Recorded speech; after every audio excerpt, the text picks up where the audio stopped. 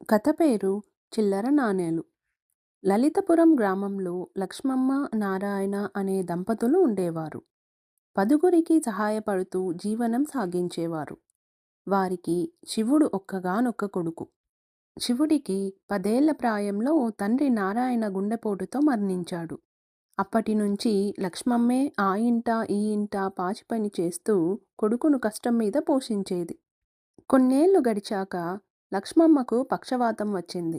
తల్లిని పోషించడానికి శివుడు చదువు మానేసి కూలి పనులు చేయసాగాడు. కొడుకు కష్టపడటం చూసి లక్ష్మమ్మ కన్నీరు పెట్టుకునేది. అప్పుడు శివుడు, అమ్మా, నీకు సేవ చేయడం నాకు సంతోషమే కాని కష్టం కాదు అని ఓదార్చేవాడు. కొంతకాలానికి లక్ష్మమ్మకు మరణ ఘడియలు సమీపించాయి. ఆమె కొడుకును చేరబిలిచి, నాయనా, నా కోసం ఎంతో కష్టపడ్డావు. నాకు ఎన్నో సేవలు చేశావు. నీకంతా మంచే జరుగుతుంది. నీకు నేను ఇవ్వగలిగింది ఈ చిల్లర నాణేలే. ఇవే నీకు మంచి చేస్తాయి అంటూ కొడుకు చేతిలో ఒక చిల్లుకాని, అర్ధనా, అనా, బేడా నాణేలు పెట్టి కన్నుమూసింది. శివుడు తల్లి ఇచ్చిన చిల్లర నాణేలు భద్రంగా దాచిపెట్టుకుని ఆమెకు అంత్యక్రియలు జరిపాడు. తల్లి మరణానంతరం శివుడా ఊరిలో ఉండలేక మరో చోటికి బయలుదేరిపోయాడు. శివుడికి ఎటుపోవాలో అర్థం కాలేదు. అంతలో ఒక భిక్షగాడు ఎదురుపడి సాయం అడిగాడు. శివుడు జేబులో చేయి పెడితే చిల్లుకాని దొరికింది.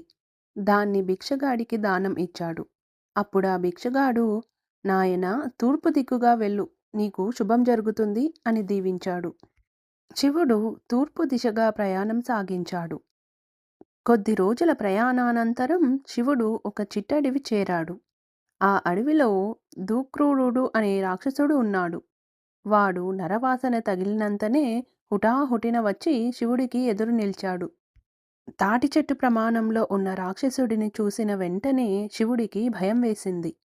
నీకు అంతా మంచి జరుగుతుంది అన్న తల్లి దీవెన గుర్తుకొచ్చి ధైర్యం తెచ్చుకున్నాడు. అంతలో దూక్రూరుడు శివుడితో, ఒరే మానవా! చాలా కాలానికి నరమాంసం కంటబడింది. అయితే నాకో అచ్చిరాని సంఖ్య ఉంది. నీవు 1-9 వరకు గల ఒక సంఖ్య చెప్పు. నీవు చెప్పింది నాకు అచ్చిరాని సంఖ్య అయితే నిన్నొదిలేస్తాను. కాకుంటే నిన్ను కబలిస్తాను అన్నాడు. శివుడు జేబులో చెయ్యి పెట్టి తడిమితే తల్లి ఇచ్చిన చిల్లర నాణేలలోని అర్ధనా తగిలింది. శివుడు సందేహించక 3 అని రాక్షసుడితో చెప్పాడు. అది విన్నంతనే రాక్షసుడు ముఖం చిట్లించి, నాకు అచ్చిరాని సంఖ్య అదే. ఆ సంఖ్య చెప్పిన నిన్ను తింటే నాకు తంటానే. తక్షణం నా ముందు నుంచి తప్పుకో అని కసురుకున్నాడు. శివుడు పెను ప్రమాదం నుంచి తప్పించుకున్నందుకు సంతోషిస్తూ త్వరగా ఆ ప్రాంతం వీడి ముందుకు సాగాడు. మరికొద్ది రోజులు అటూ ఇటూ తిరుగుతూ ఒక కోయగూడెం చేరాడు. శివుడిని చూసినంతనే అక్కడి కోయలు అతడిని బంధించి తమ నాయకుడు శరాబంది వద్దకు తీసుకుపోయారు. శరాబంది శివుడిని చూసినంతనే ఆగ్రహించి, మా గూడెంలో అడుగుపెట్టిన వారిని మేము ప్రాణాలతో వదిలేది లేదు. అయితే మాకో నియమం ఉంది అని శివుడిని అమ్మవారి నిలువెత్తు విగ్రహం ముందుకు తీసుకుపోయాడు. అక్కడ అమ్మవారి పాదాల చెంతన 6 లోటాలు ఉన్నాయి. శరాబంది ఆ లోటాలను శివుడికి చూపించి, వాటిల్లో ఒక లోటాలో ద్రాక్షరసం ఉంది. మిగిలిన వాటిల్లో విషం ఉంది. నీవు ఏదో ఒక లోటా తీసుకొని తాగు. అమ్మవారి దయ నీ మీద ఉంటే బతికిపోతావు, లేకుంటే చచ్చిపోతావు అన్నాడు. శివుడు చనిపోయిన తల్లిని మనసులో తలుచుకుని జేబులో చేయి పెట్టి ఒక నాణం బయటకు తీశాడు. అది అనా. శివుడు వెంటనే అక్కడున్న లోటాల్లో 6వ లోటా తీసుకుని తాగేశాడు. అది ద్రాక్షరసం కావడంతో శివుడు బతికిపోయాడు. శరాబంది శివుడిని మెచ్చుకుని, అదృష్టవంతుడివి, అమ్మవారి దయ నీ మీద ఉంది, నీవు బయలుదేరవచ్చు అన్నాడు.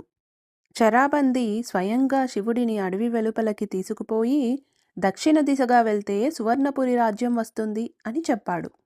శివుడు సువర్ణపురి రాజ్యం చేరేసరికి అక్కడ వేలాది మంది ప్రజలు గుమిగూడి కనిపించారు. శివుడు విషయం ఏమిటని అక్కడ వారిని అడిగాడు.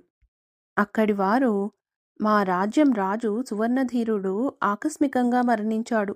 అతడికి వారసులు లేనందున పట్టపుటేనుగు ఎవరి మెడలో మాల వేస్తే వారు రాజు అవుతారు. సమయానికి వచ్చావు. నీ అదృష్టం పరీక్షించుకో అని సలహా ఇచ్చారు. శివుడు జేబులో చేయి పెడితే తల్లి ఇచ్చిన బేడ నాణెం దొరికింది.